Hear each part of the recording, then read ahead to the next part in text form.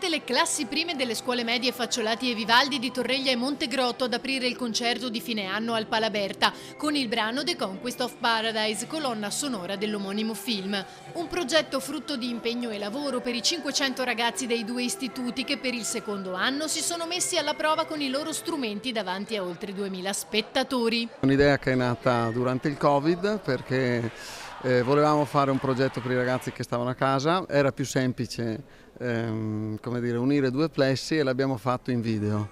Poi finito questa esperienza Covid che per tutti è stata anche complessa, abbiamo detto perché non riproporla dal vivo, era una sfida.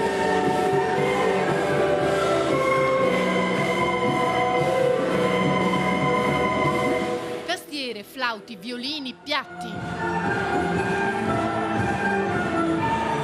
Un gruppo di ragazzi uniti grazie alla musica e ai loro docenti.